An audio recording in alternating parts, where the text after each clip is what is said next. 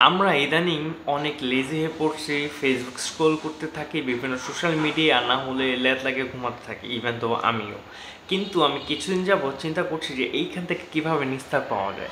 এইখান থেকে নিস্তার পাওয়ার জন্য শুধুমাত্র মোটিভেশন এনাফ না, এইখান থেকে নিস্তার পাওয়ার জন্য আপনার দরকার একটা ডিসিপ্লিন ওয়ে আর একটা রুটিনই পারে কেবল আপনার দিনটাকে সুন্দর করতে। কোনো একজন লোক বলছিল যে আপনার যে রুটিন, সেই রুটিন যদি ঠিক থাকে তাহলে আপনার সাকসেস নিশ্চিত, অ্যান্ড আপনি যদি কনসিস্টেন্সি থাকেন তাহলে সেটাও আপনার সাকসেসকে না তো বলবে না, কিন্তু অলমোস্ট আপনি সেই সাকসেসের দ্বার প্রান্তে পৌঁছে যাবেন। সো আমরা কিভাবে সেই রুটিনটাকে ঠিক করব?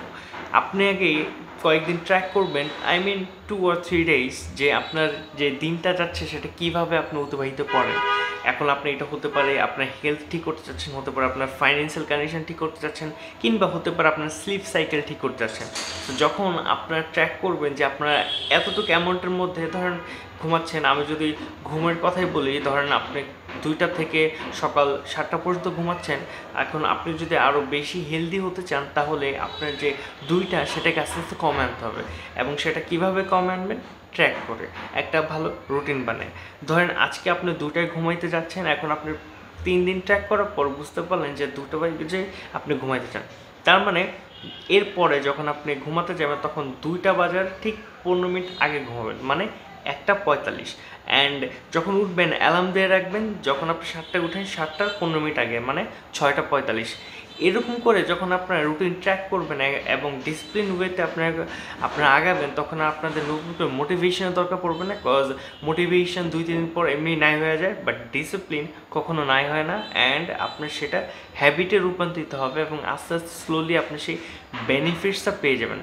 অনেকেই এই বেনিফিটসটা পায় না, কেবলমাত্র তারা 2-3 দিন করে অফ করে দেয়। কম্পাউন্ড ইফেক্ট বলতে একটা কথা আছে, আমরা অনেকে আইসবার্গের কথা শুনি, যে আইসবার্গ শত শত বছর ধরে জমে জমে একটা বড় বরফে রূপান্তরিত হয়।